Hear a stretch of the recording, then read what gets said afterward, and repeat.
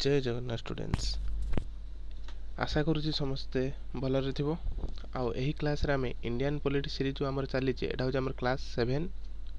आउ यही क्लास रे आमे कौन पढ़ा द यूनियन एंड टेरिटोरी को कंप्लीट करने सहित द सिटीजनशिप को मध्य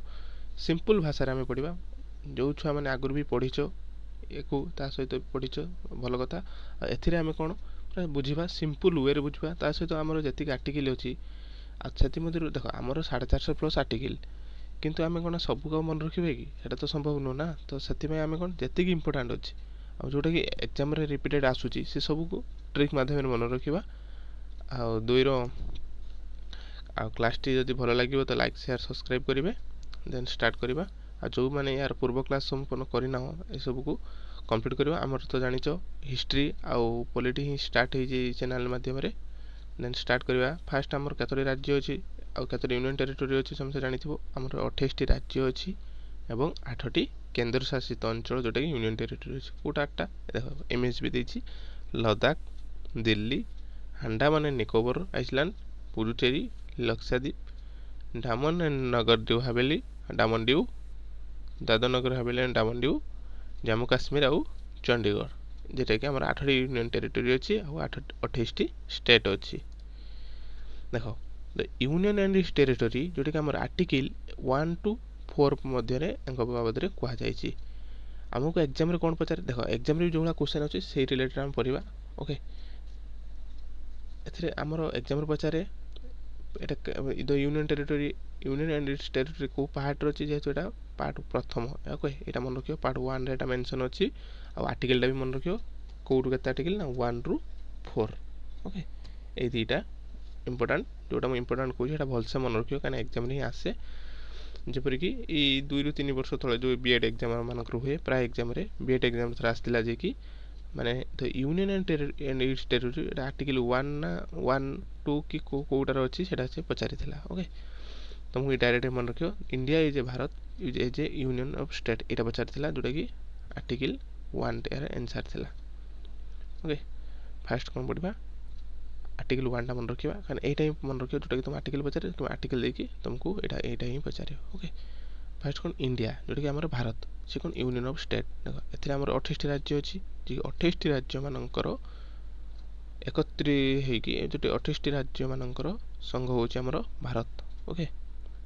आमर फास्ट आर्टिकल कौन यही क्लास सब किसी आर्टिकल तुम ये ही मन रखी जीव ओके फास्ट कौन जेहेतु आमर 28 राज्य होची 28 राज्य मानकर सम्मिलित आम कौन भारत आमर गठित होई देन आर्टिकल 2 कौन कहे ना admission or establish of new state एथिरे मेंशन अछि आम जो न्यू स्टेट मानकर एस्टाब्लिशमेंट बाबद ए आर्टिकल रे मेंशन अछि एवं the power to admit into the union and of the new state the state which we establish as already existent the power of establish new state okay माने देखो sub article के माने जति important article अछि मन रखिया पई कोन संपूर्ण तो को घोषिबनी देखो कोन सब को गोटे वर्ड माध्यम रे मन रखियो ओके गोटे निमोनिक वर्ड जेपरी प्रथम आर्टिकल पई कोन ना हे होची राज्य मानकर संघ ओके 2 रे आर्टिकल 2 रो न्यू स्टेट जोटा कि आम न्यू स्टेट एस्टाब्लिश बाबद आम आर्टिकल 2 रे मेंशन अछि न्यू स्टेट देन आर्टिकल 3 रे कोन अछि जोटा ऑलरेडी एग्जिस्ट करछि जो स्टेट आमर ऑलरेडी एग्जिस्ट करछि तार इनक्रीजिंग हवा डिमिनिशिंग अल्टरनेटिंग आउ कोन तार नामर चेंजेस एरिया बाउंड्री ना ये सब चेंजेस जो हुए से बाबद कोडी अछि हम आर्टिकल 3 रे मेंशन अछि ओके देखो आर्टिकल 1 2 3 ये तीन article most important okay fast कौन कहली आर्टिकल 1 फास्ट ला ये होची राज्य मानकर संघ आर्टिकल 2 न्यू स्टेट बाबद रे मेंशन अछि आर्टिकल 3 रे एग्जिस्ट स्टेट जोटा कि स्टेट एग्जिस्ट करे से मानकर alternation of area boundary name ए बाबद रे जो चेंजेस बाबद रे केमिति कोन चेंजेस हो से बाबद रे आर्टिकल 3 रे मेंशन अछि आर्टिकल 4 रे कोन मेंशन अछि हमर जो आर्टिकल 2 देखो जो छुआ तमरो माने या थ्योरी माने जो माने बुकिश लैंग्वेज जो लिखा है ये सब जो माने पढ़िबा चाहछो देखि नोट तुमरो बने परिबो ओके मु तुमको ये माने प्रति आर्टिकल को मु तुमको भलसे मन रखीदेमी हे क्लास शेष हवा बेलू तुम आर्टिकल सब मन रही थो आ 2 रे ବୁଝି ବି ଯାଇଥିବ। ଆଉ ଏସବୁ ତୁମେ ପଢ଼ିଦେବ। Already name of the any state, ମାନେ ଷ୍ଟେଟ୍ର ନାମ ଚେଞ୍ଜ କରିବା ଏଇ ଆର୍ଟିକଲ୍ରେ ହିଁ, ଏଇ ଆର୍ଟିକଲ୍ ମାଧ୍ୟମରେ ହିଁ ହୋଇଥାଏ। Okay, article 1, 2, 3 important article. Then article 4ଟା କ'ଣ କହିଲେ ନା ଆମର ଆର୍ଟିକଲ୍ 2 ଆଉ ଆର୍ଟିକଲ୍ 3 ମାଧ୍ୟମରେ ଯାହା ସବୁ ମାନେ ଚେଞ୍ଜେସ୍ ହୁଏ, ତିଆରି କରାଯାଏ, ସେଟା କେମିତି ହୁଏ ସେଟା ହେଉଛି ଆମର ଆମେଣ୍ଡମେଣ୍ଟ। ତୁମେ ଜାଣିଛ ଯେକୌଣସି କାମ ହୁଏ କ'ଣ ସଂଶୋଧନ ହୁଏ। ଆମେଣ୍ଡମେଣ୍ଟ ମେନଲି ଆମର ଦୁଇ ପ୍ରକାର ଅଛି। ଓକେ, ଆମେଣ୍ଡମେଣ୍ଟ କେତେ ପ୍ରକାର ଅଛି? ଦୁଇ ପ୍ରକାର ଆମେଣ୍ଡମେଣ୍ଟ ଅଛି। କ'ଣ କ'ଣ? ଗୋଟେ ହେଉଛି ସ୍ପେଶିଆଲ ଆମେଣ୍ଡମେଣ୍ଟ, ସ୍ପେଶିଆଲ ମେଜରିଟି ମାଧ୍ୟମରେ ଗୋଟେ ଆମେଣ୍ଡମେଣ୍ଟ ହୁଏ, ଆଉ ଗୋଟେ ହେଉଛି ସିମ୍ପଲ୍ ମେଜରିଟି ମାଧ୍ୟମରେ ହୁଏ। ଆମର ଯେତେ ପ୍ରକାର ଆମେ ସମ୍ବିଧାନ ସଂଶୋଧନ ହୁଏ, ବେଶୀ କରି ଆମର ସ୍ପେଶିଆଲ ମେଜରିଟି ମାଧ୍ୟମରେ ହୋଇଥାଏ। ଯେଉଁଟାକି ସ୍ପେଶିଆଲ ମେଜରିଟିର ରୁଲ୍ ରେଗୁଲେସନ୍ ଏ କେଉଁ ଆର୍ଟିକଲ୍ରେ ମେନସନ୍ ଅଛି? ତୁମକୁ ଯଦି ଏକ୍ଜାମ୍ ପଚାରେ କ'ଣ କହିବ ନା 368 ନମ୍ବର ଆର୍ଟିକଲ୍ରେ 368। ସ୍ପେଶିଆଲ ମେଜରିଟି ବାବଦରେ ତା ରୁଲ୍ ରେଗୁଲେସନ୍ କେମିତି ହୁଏ, କେମିତି କ'ଣ, ସେ ବାବଦରେ କ'ଣ କେଉଁ ଆର୍ଟିକଲ୍ରେ ମେନସନ୍ ଅଛି? ଆର୍ଟିକଲ୍ 368। ଓକେ, ସେଥିରେ ମେନସନ୍ ଅଛି। କିନ୍ତୁ ଆମର ଯେଉଁ ଆର୍ଟିକଲ୍ 2 ଆଉ ଆର୍ଟିକଲ୍ 3ରେ ଯାହା ବି ଆମ ଆମେଣ୍ଡମେଣ୍ଟ ହେବ ସେଇଟା କେଉଁ ମାଧ୍ୟମରେ ହେବ? ସ୍ପେଶିଆଲ ମେଜରିଟି ମାଧ୍ୟମରେ ନୁହଁ। ସେ କେଉଁ ମାଧ୍ୟମରେ ହେବ ନା ସିମ୍ପଲ୍ ମେଜରିଟି ମାଧ୍ୟମରେ ହୁଏ। ଓକେ, ଏତିକି ଖାଲି ମନେ ରଖିବାର ଅଛି। ମାନେ ଦେଖ, ତୁମକୁ ଯଦି ମୁଁ ପଢ଼ିକି କହିମି ତୁମକୁ ବୁଝିବା ପାଇଁ ଟିକେ କଷ୍ଟ ହେବ, କିନ୍ତୁ ମୁଁ କ'ଣ ଚେଷ୍ଟା କରେ କ'ଣ, ତୁମେ ତ ଅଲରେଡ଼ି ଯେଉଁମାନେ ପଢ଼ିଛ ତ ଭଲ କଥା, କିନ୍ତୁ ଏଥିରେ କ'ଣ ମୁଁ ଚେଷ୍ଟା କରିମି ତୁମେ ଯଦି ଯେଉଁମାନଙ୍କର ମାନେ ଏଇସବୁ କ'ଣ ଏଇଟା ସବୁ ବୁକିସ୍ ଲାଙ୍ଗୁଏଜ୍ରେ ଲେଖାଯାଇଛି। ଓକେ, କିନ୍ତୁ ମୁଁ କ'ଣ ଚେଷ୍ଟା କରିବି ତୁମକୁ ଆର୍ଟିକଲ୍ଟାକୁ ହିଁ ତୁମକୁ ବୁଝିପାର ପରେ ତୁମକୁ ପଢ଼ିବ। ଓକେ, ଦେଖ ଆର୍ଟିକଲ୍ 4 କ'ଣ କହିଲା ନା ଆମର ଆର୍ଟିକଲ୍ 2 ଆଉ ଆର୍ଟିକଲ୍ 3 ମାଧ୍ୟମରେ ଯାହା ବି ଚେଞ୍ଜେସ୍ ହୁଏ, କେମିତି ଚେଞ୍ଜେସ୍ ହେବ? କେମିତି ଆମେଣ୍ଡମେଣ୍ଟ ଯାହା ବି ହେବ କେମିତି ନା ସିମ୍ପଲ୍ ମେଜରିଟି ମାଧ୍ୟମରେ ହୁଏ। ଏଇ ଯେଉଁ ସ୍ପେଶିଆଲ ମେଜରିଟି ମାଧ୍ୟମରେ ନୁହଁ। କିନ୍ତୁ ସ୍ପେଶିଆଲ ମେଜରିଟି ବାବଦରେ କେଉଁ ଆର୍ଟିକଲ୍ରେ ମେନସନ୍ ଅଛି? ଏଇଟା ଗୋଟେ ଏକ୍ସଟ୍ରା କଥା ମନେ ରଖିଥାଉ। 368 ନମ୍ବର ଆର୍ଟିକଲ୍ରେ ମେନସନ୍ ଅଛି। ଓକେ, ଦ ୟୁନିୟନ୍ ଟେରିଟୋରୀ ବାବଦରେ, ୟୁନିୟନ୍ ଆଣ୍ଡ ଟେରିଟୋରୀ ବାବଦରେ ଜାଣିଲ। ଏବେ ପଢ଼ିବା ଦ ସିଟିଜେନସିପ୍ ଅଫ୍ ଇଣ୍ଡିଆ। କାହିଁକିନା ଦେଖ ଏକ୍ଜାମ୍ରେ ଆମର ମଣ୍ଡେ ଏକ୍ଜାମ୍ରେ ଯେମିତି କ୍ୱେଶ୍ଚନ୍ ଆସେ ଆମେ ସେଇଭଳିଆ ହିଁ ବେଶୀ କରି ଫୋକସ୍ କରିବା। କାହିଁକିନା ମୁଁ ପ୍ରାୟ ଏକ୍ଜାମ୍କୁ ଷ୍ଟଡ଼ି କରି ଦେଖିଛି ଯେ କି ତୁମେ ବି ଷ୍ଟୁଡେଣ୍ଟ ଜାଣିଥିବ, ଯେଉଁ ବି ଏକ୍ଜାମ୍ରେ ଆସେ ବେଶୀ କରି କ'ଣ ଆସେ? ଆର୍ଟିକଲ୍ ପଚାରେ କିମ୍ବା ଆର୍ଟିକଲ୍ର ତା'ର ଡେଫିନେସନ୍ଟା ପଚାରେ। ଯେପରି ଆର୍ଟିକଲ୍ 1ଟା ପଚାରେ କ'ଣ ଯେ କି ଆମର Bharat is a union of state, ଏଇଟା ପଚାରେ। ଏଇଟା କେତେ ନମ୍ବର ଆର୍ଟିକଲ୍ରେ ଅଛି? ଆର୍ଟିକଲ୍ 1। ଓକେ, ଏଇଟା ହିଁ ଏଇଭଳିଆ ପଚାରେ। ଆର୍ଟିକଲ୍ 2ରେ କ'ଣ ଅଛି? ଆର୍ଟିକଲ୍ 3ରେ କ'ଣ ଏକ୍ଜିଷ୍ଟିଂ, ଦେଖ ରେଡ୍ କଲର୍ ବି କରିଛି, ଯେଉଁଟା ଇମ୍ପୋର୍ଟାଣ୍ଟ ସେଇଟାକୁ ସବୁ ଆର୍ଟିକଲ୍ କ'ଣ ଗୋଟେ କି ପଏଣ୍ଟ ମାଧ୍ୟମରେ କି ପଏଣ୍ଟ କରିକି ମନେ ରଖାଉ। ଆଉ ଥରେ କହିଦେଉଛି, ରିଭିଜନ୍ କରିଦେଉଛି, ତାପରେ ଆମେ ପଢ଼ିବା ସିଟିଜେନସିପ୍। ଆର୍ଟିକଲ୍ 1 କ'ଣ କହିଲା? ଆର୍ଟିକଲ୍ 1ରେ ମେନସନ୍ ଅଛି Bharat that is age A union of state. Okay, article 2 କ'ଣ ନା ନ୍ୟୁ ଷ୍ଟେଟ୍ ବାବଦରେ ସେଥିରେ ମେନସନ୍ ଅଛି। ଆର୍ଟିକଲ୍ 3ରେ କ'ଣ ଅଛି ନା ଯେଉଁ ଷ୍ଟେଟ୍ ଅଲରେଡ଼ି ଏକ୍ଜିଷ୍ଟ କରୁଛି ସେ ବାବଦରେ ତାର ଚେଞ୍ଜେସ୍, ବାଉଣ୍ଡ୍ରି, ନେମ୍ ଏ ବାବଦରେ ଯେଉଁ ଚେଞ୍ଜେସ୍ ହୁଏ ସେ ବାବଦରେ ଆର୍ଟିକଲ୍ 3ରେ ଅଛି। ଦେଖ ଆଗେ ସେକେଣ୍ଡରେ ନ୍ୟୁ ଷ୍ଟେଟ୍ ପରେ ଯାଇକି ଚେଞ୍ଜେସ୍ ବାବଦରେ ହେବ। ଓକେ, ଆଉ ଆର୍ଟିକଲ୍ 4 କ'ଣ 2, 3ରେ ଆର୍ଟିକଲ୍ 2 ଆଉ 3 ଯେଉଁ ପଢ଼ିଲ ସେଥିରେ ଯେକୌଣସି ଆମେଣ୍ଡମେଣ୍ଟ ହେବ ସେଇଟା କେମିତି ହେବ ନା ସିମ୍ପଲ୍ ମେଜରିଟି ମାଧ୍ୟମରେ ହେବ ଚେଞ୍ଜେସ୍। ଓକେ, ଏବେ ପଢ଼ିବା ଦ ସିଟିଜେନସିପ୍ ଅଫ୍ ଇଣ୍ଡିଆ। ଯେପରି ୟା ପୂର୍ବଟା କେତେ ଥିଲା ନା ପାର୍ଟ 1 ଥିଲା, ଆର୍ଟିକଲ୍ କେତେରୁ 1ରୁ 4, ଏଇଟା ସେଇଭଳିଆ। ଏଇଟା ପାର୍ଟ 2ରେ ଅଛି ସିଟିଜେନସିପ୍ ଅଫ୍ ଇଣ୍ଡିଆ। ଆଉ କ'ଣ ଆର୍ଟିକଲ୍ 5ରୁ 11ରେ ମେନସନ୍ ଅଛି। ଆମେ ଏଇ ଯେଉଁ ପାର୍ଟ ବାବଦରେ ଆମେ ପୂର୍ବ କ୍ଲାସ୍ରେ ପଢ଼ିଛନ୍ତି, ଆଉ ଯେଉଁମାନେ ବି ଏଇ କ୍ଲାସ୍ ଦେଖିନାହ ପୂର୍ବ କ୍ଲାସ୍ ସବୁ ତାକୁ ସବୁ କମ୍ପ୍ଲିଟ୍ କରିଦେବ। କାହିଁକିନା ଆମର କୌଣସି ପେଡ୍ କୋର୍ସ ପ୍ରୋଭାଇଡ଼ କରାଯାଏନି। ଆମର ସମ୍ପୂର୍ଣ୍ଣ ରୂପରେ ଆମେ ୟୁଟ୍ୟୁବ୍ରେ ହିଁ ଆମେ ପଢ଼ାଉ। ଯେହେତୁ ଏଇଟା ଗୋଟେ ନୂଆ ସିରିଜ୍, ଆମର ନୂଆ ୟୁଟ୍ୟୁବ୍ ଚ୍ୟାନେଲ୍ ଖୋଲାଯାଇଛି, ଆଉ ଏହି ମାଧ୍ୟମରେ ଭାବିବନି ଯେ ଆମେ କୌଣସି ପୁଣି ପେଡ୍ କୋର୍ସ ପରବର୍ତ୍ତୀ ସମୟରେ ପ୍ରୋଭାଇଡ଼ କରିବୁ ନାହିଁ। ଆମେ ସମ୍ପୂର୍ଣ୍ଣ ରୂପରେ କ'ଣ ଫ୍ରିର ହିଁ ପ୍ରୋଭାଇଡ଼ କରୁ। ଆଉ ଫ୍ରି ମାଧ୍ୟମରେ ନୁହେଁ ଯେ କିଛି କଣ୍ଟେଣ୍ଟକୁ ମାନେ ସର୍ଟର ପଢ଼ିବା। ତୁମେ ବି ଆମର ଓଡ଼ିଶା ହିଷ୍ଟ୍ରି ଚାଲିଛି, ତୁମେ ବି ଦେଖିପାରିବ ଯାଇକି ଆର ନେକ୍ସଟ ପ୍ଲେ ଲିଷ୍ଟ, ଯେଉଁ ଅଦର ପ୍ଲେ ଲିଷ୍ଟ ଆମର ଅଛି 2ଟି ପ୍ଲେ ଲିଷ୍ଟ ହିଁ କଣ୍ଟିନ୍ୟୁ କରାଚାଲିଛି। ଓଡ଼ିଶା ହିଷ୍ଟ୍ରି ପ୍ଲେ ଲିଷ୍ଟ ତୁମେ ଚେକ୍ କରିବ, ଯିଏକି ସେଥିରେ ଦେଖିବ ପାଖାପାଖି 10ଟା ପାଖାପାଖି କ୍ଲାସ୍ ହେଲାଣି, ଆହୁରି ବି ଆଗକୁ ଅଛି। କିନ୍ତୁ ତୁମକୁ ଦେଖିବ ତୁମ ଫୁଲ୍ ଡିଟେଲ୍ସରେ ସେଠି ପଢ଼ାଯାଉଛି, ମାନେ କୌଣସି ବିଷୟ ଛଡ଼ା ଯାଉନି। ଆଉ କିନ୍ତୁ ତୁମେ ବି ପ୍ରାୟ ଜାଣିଥିବ ଯେ କି ପ୍ରାୟ କ'ଣ କରନ୍ତି ନା ମାରାଥନ୍ ମାଧ୍ୟମରେ କମ୍ପ୍ଲିଟ୍ କରନ୍ତି, କିନ୍ତୁ ଆମର କୌଣସି ମାରାଥନ୍ ଆଣୁନା। କାହିଁକିନା ମାରାଥନ୍ଟା ସବୁଠୁ ରିଭିଜନ୍ ପାଇଁ ବେଷ୍ଟ ହୋଇଥାଏ। ये जो आमर डिटेल्स जो एग्जाम कौन बेसिक डिटेल्स आसूँ क्वेश्चन से सब माराथनटा बेस्ट नुह कहीं 4-5 घंटार कौन थोड़ी ना कम्प्लीट कर तो से आम फुल डिटेल्स रे कम्प्लीट करूँ या फ्री भाविकी तो तुम क्लास को इग्नोर कर ना दयाक लाइक शेयर सब्सक्राइब कर जेहतु नुआ चैनल टे सपोर्ट कर ओके एवं स्टार्ट करिया द सिटीजनशिप ऑफ इंडिया जोटा कि आमर पार्ट 2 रे अच्छी आर्टिकल 5 ରୁ 11 मेंशन अच्छे यहाँ मन रखिए आ गोटे कथा इंपोर्टेंट कथा देख आम जो सिटीजनशिप आम जो सिटीजन नागरिकता अच्छी आम जो भारतर नागरिक किसी आर्टिकल जे अच्छी से केवल आम भारतीय मानक माने केवल आमर भारतीय मानक जमी फरेनर मैंने भी आसिक था मैंने विभिन्न अदर कंट्री भी आसी से नुह केवल इंडियान सिटीजन को आर्टिकल आर्टिकल 15, 16, 19, 29, 30 ओके 15, 16, 19, 29, 30 यही जो 5टी आर्टिकल अच्छी ये आर्टिकलटा केवल आमर भारतीय मानक जब एग्जाम पचारे तो कौन आंसर हम आर्टिकल 15, 16, 19, 29, 30 ये मन रखियो देख आर्टिकल 15 ये सब कौटी अच्छे ना आम फंडामेंटाल राइट अच्छी फंडामेंटाल राइट जब पढ़ा या पर क्लास आमर पढ़ा कौन तो फंडामेंटाल राइट से बाबद पढ़ा कहीं ये सब गोटे बहुत बड़ मैंने 19 भितर पुणी ABC करके अच्छी जोटा कि आम आर्टिकल 19 आमर जो ओडिशा SSC CGL एग्जाम रे ओडिशा रो जो SSC कम्बाइंड करे जो CGL एग्जाम टी तार मेंस रे भी आसला आर्टिकल 19 रो बाबद रे आसला ये सब माने इंपोर्टेंट चैप्टर ये सब आर्टिकल मु ट्रिक माध्यम मन रखिम किछि भाबिबार नाही किंतु एटा जेहेतु मु पढ़ौछि सिटीजनशिप रे जो कहिछि कौन ओनली फॉर इंडियन कौटा आर्टिकल 15, 16, 19, 29, 30 सर्ट जानता आर्टिकल 15 कौन कहे ना राइट एगेंस्ट डिस्क्रिमिनेशन ग्राउंड माने आम कौन डिस्क्रिमिनेशन को आम कमाइबा कौ क्षेत्र में ना रिलीजियस रेस कास्ट सेक्स आउ बर्थ प्लेस रू बेस आम कौन करवा ना डिस्क्रिमिनेशन को आम कमाइबा 16 कौन कहे ना article 16 right to equality of opportunity in matter of public employment एथिरे कौन आम समस्त को इक्वाली रूप से अपॉर्चुनिटी प्रोवाइड करवा जे कि से माने पब्लिक एम्प्लॉयमेंट रूप से माने कौन अपॉर्चुनिटी पाइबे एथिरे नियुक्ति पाई ओके आर्टिकल 19 कौन कहे ना right to freedom of speech and expression माने कहले गले कौन ना एथिरे समस्त को समान अधिकार दबा फ्रीडम दबा से माने जमी तांकर स्पीच रखि पारथुबे ता से तांकर एक्सप्रेशन को से माने कौन माने समस्त आगे एक्सप्रेशन माने बाहर कर पारथुबे कहि पारथुबे मोमेंट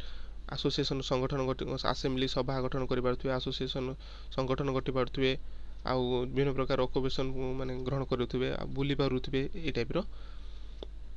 हमर आर्टिकल 19 रो अछि पढिबा सेठी किंतु आर्टिकल 29 कोन कि ना कल्चरल राइट आ एजुकेशन 30 आर्टिकल 30 कोन एजुकेशन राइट ओके किंतु तमे एति खाली मन रखो 15, 16, 19, 29, 30 टा जोटे कि आमर केवल इंडियन रो नागरिकता पाई देख एको केमि मन रखियो देख 15, 16 कंजिक्यूटिव पाखापाखि 15 पर 16 29 पर 30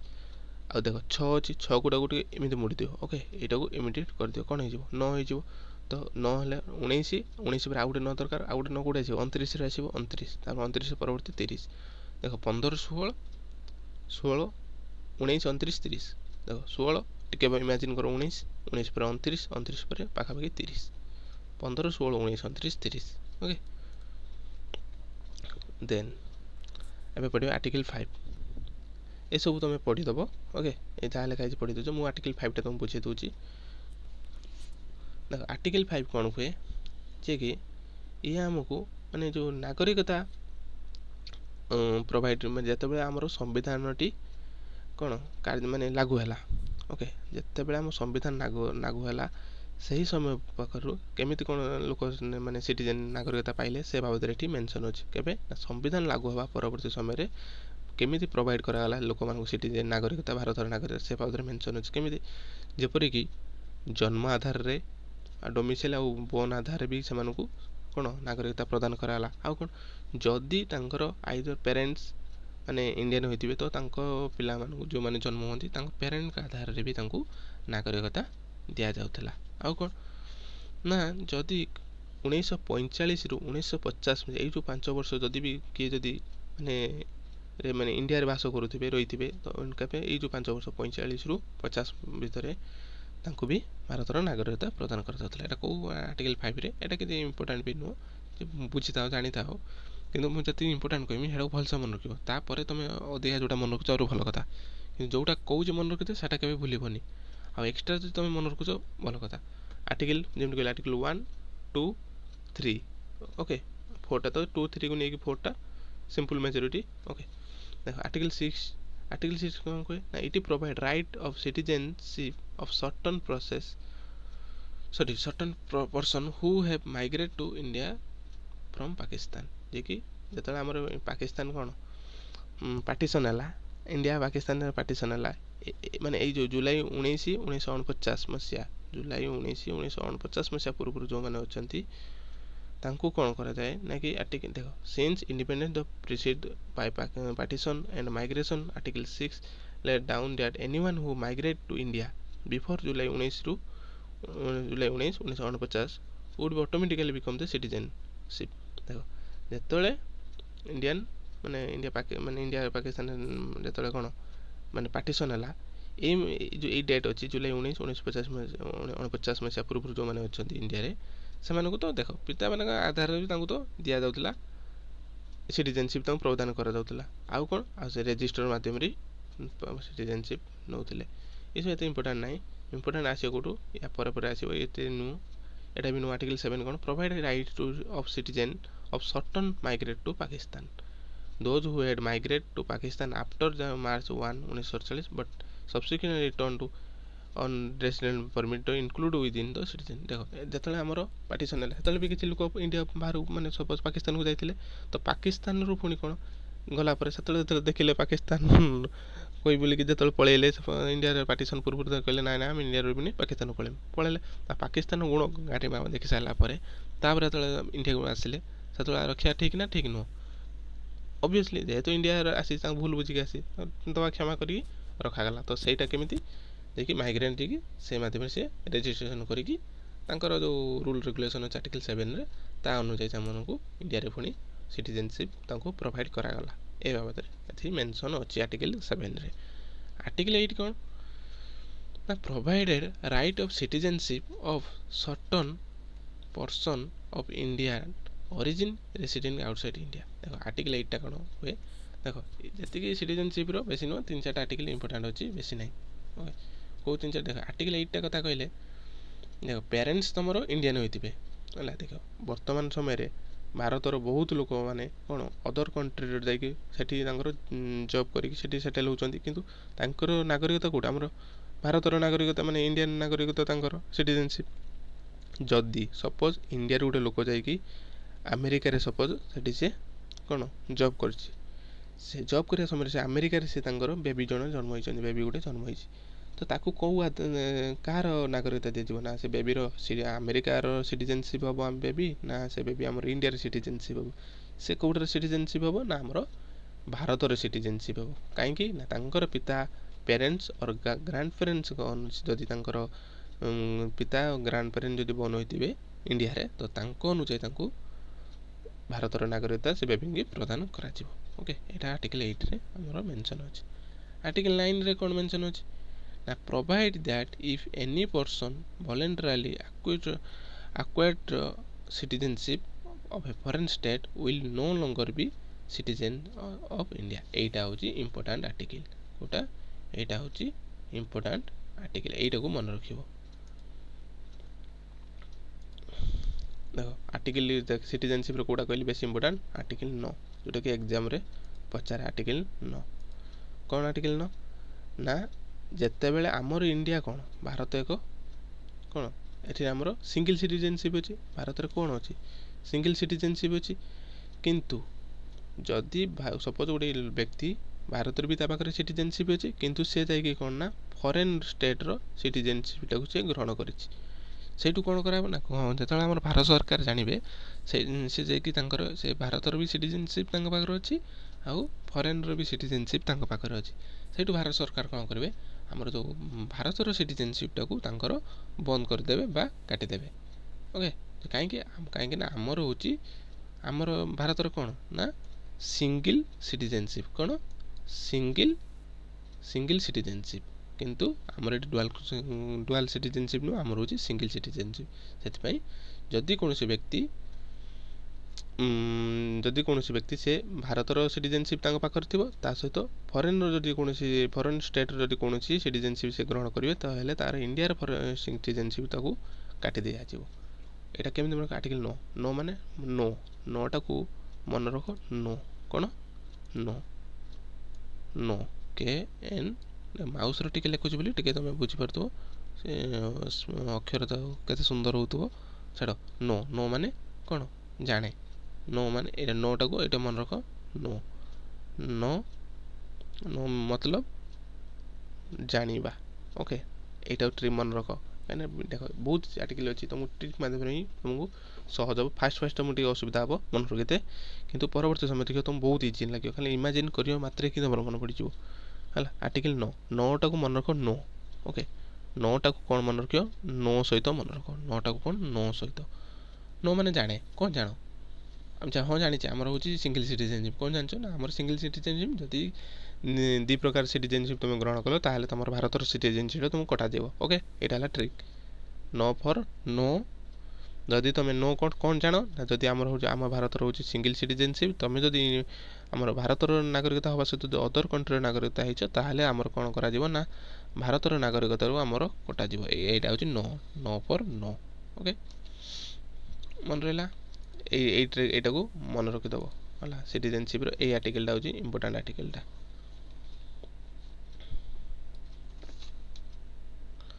ଦେନ୍ आर्टिकल 10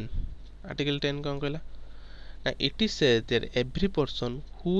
इज और इंडिमेड to be citizen India under any foreign government देख सुनो एगो तुम पढ़िबो कोन को आर्टिकल 10 टा देखो एटा होची माने सबडू गोटे बहुत भलो आर्टिकल एटा नथिले बहुत प्रॉब्लम होइता ना वर्तमान समय रे ए आर्टिकल जदि न थांदा वर्तमान समय रे बहुत माने प्रॉब्लम देखते मिलता केमिति देखो आमर भारतर नागरिकता जे चाहिए से आमर कौन काटिपर ना ओके आमर भारतर नागरिकता जो व्यक्ति चाहिए से चाहिए जब आज आम भारत नागरिकता को काटिदेव से काटिदेव काटिपर ना यार आम पार्लियामेंट हाथ में कौन अच्छे अधिकार जे कि आम पार्लियामेंट हाथ में केवल अधिकार अच्छी जे कि आमर नागरिकता से प्रोवाइड कर ओके छाड़ से बाबद नुह आर्टिकल 10 कौन कौन जे चाहिए से भारत आमर नागरिकता खंड काटिपर ओके किंतु आमर सिटीजनशिप से खंड न हो केत तुम कौन कर धर आम इंडिया पाकिस्तान धर कौन युद्ध चलो कि कौन जहाँ भी हो सपोज कौन क्षेत्र इंडिया पाकिस्तान में युद्ध हो तुम जा कौन जा युद्ध समय तुम जा पाकिस्तान को सपोर्ट कर ओके कि तुम हूँ भारतीय नागरिकता कि तुम पूरा सपोर्ट हो पाकिस्तान ओके आउ से भाया धर कौन युद्ध क्षेत्र तुम कौन कर आमर कौन कौन निज देशर कथा को तुम लिक कर अदर जो अदर कंट्री सहित शेयर कर ये टाइप जो माने काम कले तुम सुप्रीम कोर्ट पाखे पावर अच्छी जे कि तुम पार्लियामेंट पाखे पावर अच्छी जे कि तुम सिटीजनशिप टाक रद्द करा ओके माने से तुम सिटीजनशिप कटा ओके बुझीपाल आर्टिकल 10 कौन कहे जदि जी चाहिए से काटिपर आईटा केवल जो तुम धर चुगलियामी काम कर जब इंडिया पाकिस्तान युद्ध हम तुम जा पाकिस्तान को सपोर्ट कर गवर्नमेंट सरकार चल ससुरा ये कौन मजाक चलती या कह दे तुम कटा हो तुम जो सिटीजनशिप टाक खंडन करा आउ कौन जदि यहीटा जदि न था सपोज गोटे एग्जांपल कह तर बर्तमान आमर अच्छा कि बीजेपी सरकार ओके बीजेपी सरकार अच्छा पावर से कौन कहे जेहेतु जदि यहाँ जी चाहिए से काटी था कौन जदि यहाँ नॉर्मल होता पावर समस्त था कि सिटीजनशिप काटार तो बीजेपी सरकार जब चाहिए था यह धर से क्यों फ्यूचर 5 वर्ष पर इलेक्शन हम चलो जी पाकिस्तान लोक अच्छा सरी पाकिस्तान को जी धर सपोज कांग्रेस कथा कह धर कांग्रेस जी नेता अच्छा कि कांग्रेस जो मैंने सपोर्ट करती चलो तर सिटीजनशिप काटिदेवा है सिटीजनशिप काटिदेवा जे कि फ्यूचर कौन हम जब इलेक्शन हो आराम से मैंने कांग्रेस लोक कमिजे से पुणी नेक्स्ट टाइम पाइब माने जीतब तो से टाइप जोटा कि ये जो जो यहाँ आम लागू मैंने आर्टिकल 10 मोस्ट इंपोर्टेंट यहाँ ना बहुत प्रोब्लेम होता आर्टिकल 10 कौन कहे ना डिमेड टू पढ़ो it is say every person who is और independent to citizenship under any foreign provision part shall be subject to provision any law made by parliament जहाँ भी संशोधन करा जहाँ भी सिटीजनशिप क्षेत्र में जहाँ भी संशोधन जहाँ भी लॉ तैयारी हो किए कर पार्लियामेंट ही कर ओके ये बाबद आउ डिमिड यहाँ जोटी कि यहाँ मन रख डिमिड ओके देन आर्टिकल 11 कौन कहे it empower parliament home minister to make provision to देख आमर यहाँ कौन कहले ना सिटीजनशिप क्षेत्र में जहाँ भी लॉ तैयारी करा लॉ हम कि आउन बना से किए बनइब ना होम मिनिस्टर आमर पार्लियामेंट ही बनइब जोटा मुझे पूर्व कहीकि आइली कौन कहली ना पार्लियामेंट ही आमर सबकि आमर माने सिटीजनशिप रिलेटेड आईन लॉ किए बनइब ना पार्लियामेंट ही बनइब पार्लियामेंटर पुणी कौ माने कौ किए बनइब ना पार्लियामेंट भितर आम जो होम मिनिस्ट्री जो अच्छी गृह मंत्रालय कौन गृह मंत्रालय सी ही आमर सिटीजनशिप रिलेटेड जी आमर अच्छी ताको होम मिनिस्ट्री जोटा कि आमर सिटीजनशिप रिलेटेड मैटर उपरे से लॉ एनी लॉ इत्यादि बनइब ओके बस आउ कौन देख एटा पढ़िया पूर्व मो कथा शुणु देख मुझे केतटा इंपोर्टेंट आर्टिकल कहली केतटा कहली फास्ट कौन कहली टिके जेहेतु माउस लिखुची टिके कि दिन प्रोब्लेम हम छाड़ फास्ट को आर्टिकल मन रखते कहली आर्टिकल 1 ओके आर्टिकल 1 तापर आर्टिकल 2 आर्टिकल 3 आउ आर्टिकल 9 आर्टिकल 11 ओके अति कम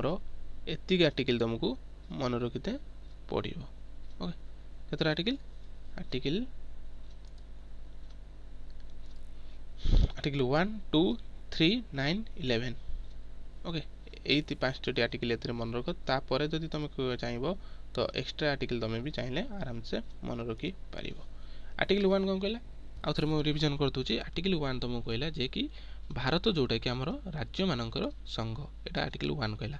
आर्टिकल 2 कौन कहला न्यू स्टेट एस्टाब्लिश हो न्यू स्टेट एस्टाब्लिश बाबद आर्टिकल 2 रे सेठी मेंशन अच्छी आर्टिकल 3 रे कौन मेंशन अच्छी यहाँ न्यू स्टेट यहाँ हूँ जो स्टेट ऑलरेडी एग्जिस्ट करुच्ची ओके जो स्टेट ऑलरेडी एग्जिस्ट करुच्ची से स्टेटर जो बाउंड्री हो नेम हो एरिया हो ए जो चेंजेस करा से रिलेटेड इनफॉरमेशन से केमी कौन हम जोटा कि आम आर्टिकल 3 रे अच्छी आर्टिकल 4 रे कौन कहली जोटा कि आमर आर्टिकल 2 और 3 रे जहाँ भी आर्टिकल 2 देख आर्टिकल 2 3 कि नहीं कौन है आर्टिकल 4 आमर हो ओके आर्टिकल 4 कौन अच्छी 2 3 रे जहाँ भी चेंजेस हम जहाँ भी अमेंडमेंट हम से कौन ना सिंपल मेजोरिटी हम कौटर हम simple majority okay simple majority रे चेंजेस हम आउ कौन आर्टिकल 9 आई एटार यार ट्रिक कौन कहली नो कौन कहली यार ट्रिक कौन कहली नो नो मतलब कौन जाने कौन जान जी के कौन जान ना आमर इंडियार सिटीजनशिप हो आमर एकक नागरिकता सिंगल सिटीजनशिप जदि तुम तुम पाखे 2टा सिटीजनशिप थी कि तुम फरेन कंट्री सिटीजनशिप ग्रहण कर इंडिया भारत सरकार कौन कर ना तुम सिटीजनशिप टाक कौन कर काटी पारे ओके आर्टिकल 11 कौन कहले ना आर्टिकल 11 आमर कौन कहले ना जे कि आमर सिटीजनशिप रिलेटेड जी भी आम सिटीजनशिप रिलेटेड जी लॉ हो कि किसी अमेंडमेंट हो जहाँ भी हो ये कार पाखर पावर रहा आमर पार्लियामेंट ही जहाँ कर ओके या रिलेटेड जहाँ भी लॉ तैयारी कर जहाँ भी आईन संशोधन अमेंडमेंट जहाँ भी किए कर ना पार्लियामेंट पाखे यार पावर रोके ये कहली आउ जी रहा से तुम बुझी जब भी एग्जाम पचारे आराम से तुम कर या बाहर कौन क्वेश्चन भी आसबनी आ एग्जाम थोड़े एग्जाम मुझे तुमको करके देखेबी आउ कौन कहली इंपोर्टेंट फैक्ट जे कि पार्ट 1 कौन पार्ट 1 रे कौन अच्छी the union and is territory article केते अच्छी आर्टिकल 1 रु एटा मन रखियो 1 टू केते 1 टू 4 ओके से पार्ट 2 रे कौन अच्छी तो सिटीजनशिप बाबद अच्छी कौन अच्छी ये जो सिटीजनशिप बाबद कौट अच्छी ना पार्ट 2 रे अच्छी आ यार आर्टिकल केते देख ये 1 रु 4 है तो 5 रु केते ना 11 5 रु 11 एटा कौन अच्छी सिटीजनशिप बाबद अच्छी कौन अच्छी सिटीजनशिप ओके ये जो सिटीजनशिप बाबद ये मेंशन अच्छी यार आर्टिकल केते ना 5 रु 11 ओके एबे पढ़िबा देखो 5 जोटा कि सिटीजनशिप ग्रहण करने आमर 5टी वे अच्छी जी कि आमर भारतर नागरिकता आम ग्रहण कर पारिबा कौन से 5टी अच्छी कौन को 5टी वे अच्छी गोटे हूँ बार्थ जोटा कि तुम जन्म आधार रे तुम पाइपर है कौन अच्छी गोटे हूँ ବାର୍ଥ। ଆଉ କ'ଣ ଅଛି ଦ ଡିସେଣ୍ଟ ମାନେ ବଂଶ ଆଧାର। ଦେଖ ବାର୍ଥ ଧର ତମେ ଯେଉଁ ବର୍ତ୍ତମାନ ଆମମାନଙ୍କ କଥା କହିଲେ, ଧର ତମ ବାପା ଯେଉଁ ଅଛନ୍ତି, ତମେ ତାପରେ ଜନ୍ମ ହେଲ, ତମ ଅଟୋମେଟିକ୍ ହିଁ ତମ ବାପା ଯେହେତୁ ଭାରତର ନାଗରିକ, ତାଙ୍କ ପାଖରେ ଯେହେତୁ ଅଛି, ସେ ଅଟୋମେଟିକାଲି ତମକୁ କ'ଣ ଯେ କି ଗୋଟେ ହେଉଛି ଜନ୍ମ ଆଧାରରେ। ତ ଆମେ ଆମେ ଯଦି ଆମମାନଙ୍କ କଥା କୁହାଯିବ, ଆମେ କେଉଁ ଅନୁଯାୟୀ ପାଇଛନ୍ତି? ଆମେ ହେଉଛି ଆମର ବାର୍ଥ ଅନୁଯାୟୀ ଆମେ ଆମର ପାଇଛନ୍ତି ଡିସେଣ୍ଡେଣ୍ଟ ବଂଶ। ଆମର ଏ ବଂଶ ଅନୁଯାୟୀ ବି ଆମେ ପାଇଛନ୍ତି ବାର୍ଥ ବଂଶ ଅନୁଯାୟୀ ବି ଆମେ ନାଗରିକତା ଗ୍ରହଣ କରିବା। ଆଉ କ'ଣ ରେଜିଷ୍ଟ୍ରେସନ୍ ମାଧ୍ୟମରେ ବି ଆମେ ନାଗରିକତା ଗ୍ରହଣ କରିପାରିବା। ଆଉ କ'ଣ ନ୍ୟାଚୁରାଲାଇଜେସନ୍ ମାଧ୍ୟମରେ ବି ଆମେ ନାଗରିକତା ଗ୍ରହଣ କରିପାରିବା। ଆଉ କ'ଣ ଏଇଟା ହେଉଛି ମୋଷ୍ଟ ଇମ୍ପୋର୍ଟାଣ୍ଟ କେଉଁଟା? By acquisition of any other territory into the Indian union. ଦେଖ ଆମର କ୍ଷେତ୍ରରେ କ'ଣ ହୁଏ, ଦେଖ ଆମର ଏଇଟା ଆଗେ ମୁଁ କହିଦେଉଛି, ଆଗେ ବୁଝେଇ ଦେଉଛି ଏଇଟା ମୁଁ କହୁଛି କ'ଣ ଏକ୍ଜାମ୍ରେ କେମିତି କ୍ୱେଶ୍ଚନ୍ ଆସେ ତାପରେ କହୁଛି। ଦେଖ ବାଇ ଯଦି ଆମର ଭାରତ ସପୋଜ୍ ଯେଉଁ କହିଲି, ଧର ଆମର 28 ସପୋଜ୍ 28ଟା ଆମର ରାଜ୍ୟ ଅଛି। କାଲି କ'ଣ କରାଗଲା, ଧର ଭାରତ ଏଇ ବର୍ତ୍ତମାନ ଏକ୍ଜାମ୍ପଲ୍ କଥା କହିଲେ, ଧର ଆମର ବର୍ତ୍ତମାନ ଧର ଆମର ଭାରତରେ କେତେଟା 28ଟି ରାଜ୍ୟ ଅଛି। କାଲି ସପୋଜ୍ ପାକିସ୍ତାନ ସହ ଯୁଦ୍ଧ ହେଲା, ଓକେ, ପାକିସ୍ତାନ ସହ ଯୁଦ୍ଧ ହେଲା, ଆଉ ପାକିସ୍ତାନ ହାରିଗଲା। ଯେହେତୁ ସପୋଜ୍ ପାକିସ୍ତାନ ହାରିଗଲା, ସପୋଜ୍ କ'ଣ ଅବଭିୟସ୍ଲି ଯୁଦ୍ଧ ମାନେ ପାକିସ୍ତାନ ହିଁ ହାରିବ, ଓକେ, ହାରିଗଲା। ତ ପାକିସ୍ତାନ ଆମର କ'ଣ ଭାରତ ସହିତ ଆଡ଼୍ ହେଇଗଲା। ତ ପାକିସ୍ତାନର ଯେତିକି ଲୋକ ଅଛନ୍ତି, ପାକିସ୍ତାନରେ ଯେତିକି ଆମର ଲୋକ ଅଛନ୍ତି, ସିଏ ଅଟୋମେଟିକାଲି କ'ଣ ନା ସେ ଭାରତର ନାଗରିକତା ତାଙ୍କୁ ପ୍ରଦାନ କରାଯିବ। ଓକେ, ଏଇଟା କ'ଣ ନା ଏଇଟା କୁହାଯାଏ କ'ଣ by acquisition by any other territory into the union. Okay, ଏବେ ବୁଝିପାରିଲ? ଯଦି ଆଉ ଥରେ କହିଦେଉଛି, ଯଦି ସପୋଜ୍ ଆମର ଭାରତର ବର୍ତ୍ତମାନ ଆମର ଧର ଏଇଟା ଭାରତ, ଓକେ, ଭାରତର ଯେଉଁଠିକି ବର୍ତ୍ତମାନ ସପୋଜ୍ 28ଟା ଷ୍ଟେଟ୍ର ଯେତିକି ଲୋକ ଅଛନ୍ତି, ସପୋଜ୍ କାଲି ଆମର ବର୍ତ୍ତମାନ ଏଇଟା ସପୋଜ୍ ଭାରତ, ସପୋଜ୍ ଏଇଟା ଆମର ଇଣ୍ଡିଆ। କାଲି ସେ କ'ଣ କଲା ନା ସପୋଜ୍ ଯୁଦ୍ଧରେ ପାକିସ୍ତାନକୁ ହରେଇକି ଆମର ଧର ପାକିସ୍ତାନଟି ଆମର ଭାରତରେ ଆଡ଼୍ ହୋଇଗଲା। ଏବେ କ'ଣ ହେଲା, ସମ୍ପୂର୍ଣ୍ଣ ଟୋଟାଲ୍ ଆମର ଇଣ୍ଡିଆ ବର୍ତ୍ତମାନ ଅଛି। ଆଉ ଦେଖ ବର୍ତ୍ତମାନ ଏଇଟା ଇଣ୍ଡିଆ, ଏଇଟା ଧର ପାକିସ୍ତାନ ମିଶିଲା ପରେ ଗୋଟେ ହେଇଗଲା। ଓକେ, ତାପରେ କ'ଣ ସମ୍ପୂର୍ଣ୍ଣ ଗୋଟେ ହେଇଗଲା। କିନ୍ତୁ ପାକିସ୍ତାନର ଯେତିକି ଲୋକ ଥିଲେ, ସିଏ ଅଟୋମେଟିକାଲି ତାଙ୍କୁ ଆମର ଭାରତର ନାଗରିକତା ପ୍ରଦାନ କରାଯିବ। ଓକେ, ଏବେ ବୁଝିପାରିଲ? ବାସ୍। ଓକେ, ଯେହେତୁ ଏଇଟା ମାଉସ୍ର ଚଲାଉଛି, ତ ଏଇଟା ଟିକେ ପ୍ରୋବ୍ଲେମ୍ ଦେଖୁଥିବ, ତୁମେ ଟିକେ ଆଡ଼ଜଷ୍ଟ କରୁଥିବ, କିନ୍ତୁ ତୁମେ ଫୋକସ୍ କର ବୁଝିବା ପାଇଁ, ହେଲା। ଏସବୁ ଧୀରେ ଧୀରେ ମୁଁ ବୋର୍ଡ଼ ଆଣିଲେ ସେ ଠିକ୍ ହେଇଯିବ, କିନ୍ତୁ ବର୍ତ୍ତମାନ ତୁମକୁ ବୁଝିବା ପାଇଁ ଫୋକସ୍ କର।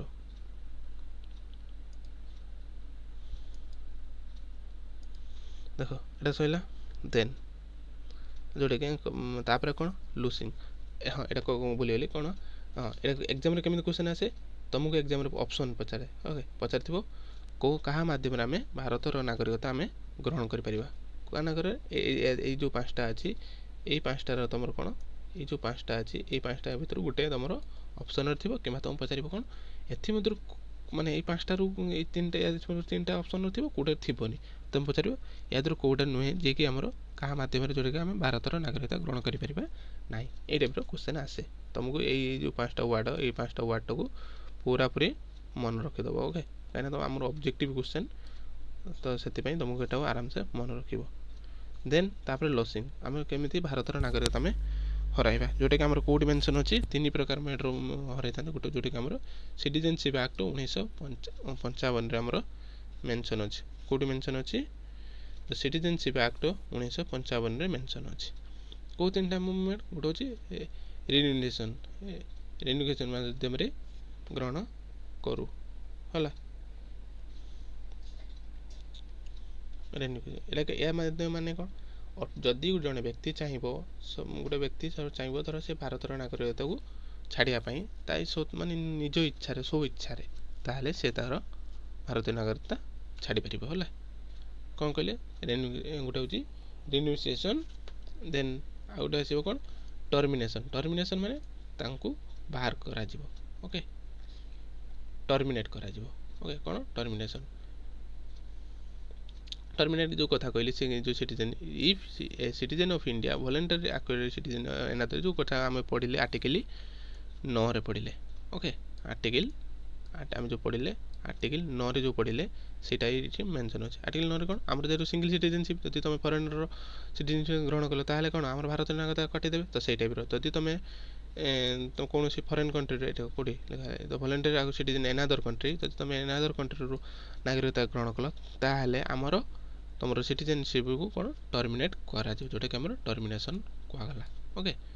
ଦେନ୍ ଡେପ୍ରିଭେସନ୍ କ'ଣ, ଯେଉଁଟାକି ଆମର ତୁମେ ସପୋଜ୍ କୌଣସି citizenship obtain to citizenship by means to by fraud, କୌଣସି ଫ୍ରଡ଼୍ କଲ, ଫଲ୍ସ ରିପ୍ରେଜେଣ୍ଟେସନ୍, ମାନେ କୌଣସି ମାନେ ଯେଉଁ କ'ଣ ମାନେ ଆମର ଧର ଏଇ ଯେଉଁ କହିଲି ତୁମକୁ ଆର୍ଟିକଲ୍ 8 ନା କ'ଣ କହିଲି ଯେଉଁ କଥାଟା କ'ଣ, ତୁମେ ଧର ଶତ୍ରୁ ମାନେ ଯୁଦ୍ଧ ସମୟରେ ତୁମେ ଏନିମି ସପୋର୍ଟ କଲ, କିମ୍ବା ତୁମର ଭାରତର କୌଣସି ଗୁପ୍ତ ତଥ୍ୟକୁ ତୁମେ ଅଦର କଣ୍ଟ୍ରି ସହିତ ସେୟାର କରୁଛ, ଓକେ, ଏଇ ଟାଇପ୍ର କୌଣସି ଫ୍ରଡ଼୍ କରିକି, କିମ୍ବା ତୁମେ ଯେଉଁ ସିଟିଜେନସିପ୍ ସପୋଜ୍ ତୁମେ ଗ୍ରହଣ କରିଛ କୌଣସି ଫ୍ରଡ଼୍ କରିକି ତୁମେ କୌଣସି ମାନେ ଫଲ୍ସ ଡକ୍ୟୁମେଣ୍ଟ ଦେଇକି ତୁମେ ଭାରତର ନାଗରିକତା ସବୁ ତୁମେ ମାନେ ପାଇଛ, ଏଇ ଟାଇପ୍ର ଯାହା ବି ହଉ, ଏଇ ଟାଇପ୍ର କ୍ଷେତ୍ରରେ କ'ଣ ତୁମକୁ ଯେତେବେଳେ ତୁମର ଧରା ପଡ଼ିବ ତ ସେତେବେଳେ କ'ଣ ତୁମକୁ ଡେପ୍ରିଭେସନ୍ କୁହାଯାଏ। ଆମର ତିନୋଟି ହେଲା, ଗୋଟେ ରେନ୍ୟୁଏସନ୍, ଟର୍ମିନେସନ୍, ଆଉ ଗୋଟେ ହେଉଛି ଡେପ୍ରିଭେସନ୍। ଏଇ ତିନୋଟି ମାଧ୍ୟମରେ ଆମର କ'ଣ ସିଟିଜେନସିପ୍ଟାକୁ ଆମର ମାନେ କଟାଯାଏ। ଓକେ, କ'ଣ କହିଲି, ତିନୋଟି ମାଧ୍ୟମରେ କଟାଯାଏ। ଗୋଟେ କ'ଣ ଦ ସିଟିଜେନ୍ସ, ଟିକେ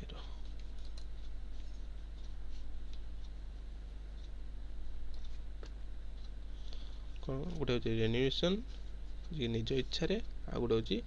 ଟର୍ମିନେସନ୍ ଯିଏ ତାଙ୍କୁ ନିଜକୁ ମାନେ ନିଜେ ସରକାର ହିଁ ତାଙ୍କର ଟର୍ମିନେଟ୍ କରନ୍ତି, ଟର୍ମିନେସନ୍ ଯଦି ଆଉ କାହାର କଣ୍ଟ୍ରିରୁ ପାଆନ୍ତି, ଟର୍ମିନେସନ୍, ରିନ୍ୟୁଏସନ୍, ଟର୍ମିନେସନ୍, ଆଉ ଗୋଟେ ହେଉଛି ଡେପ୍ରିଭେସନ୍। ଓକେ, ଏଇ ତିନୋଟି ମାଧ୍ୟମରେ ସେ ତାଙ୍କର ଲୁଜ୍ କରାଯାଏ। ଆଉ 5 ୱେ କ'ଣ ନା birth, descent, registration, naturalisation by acquisition of any other territory into the Indian union. Okay, ଏବେ ଆମର ଏଇ ଚାପ୍ଟରଟି ସରିଲା। Thank you. ଆଉ କ୍ଲାସ୍ଟି ଯଦି ଭଲ ଲାଗିଥିବ ଦୟାକରି କ୍ଲାସ୍ଟିକୁ ଲାଇକ୍, ସେୟାର, ସବସ୍କ୍ରାଇବ୍ କରିବେ। ଆଉ ଏଇଟା ଯେହେତୁ ଆମେ ସମ୍ପୂର୍ଣ୍ଣ କ୍ଲାସ୍ ଆମେ ଫ୍ରିରେ ହିଁ ପ୍ରୋଭାଇଡ଼ କରୁ। ଆଉ ଥ୍ୟାଙ୍କ ୟୁ, ଜୟ ଜଗନ୍ନାଥ।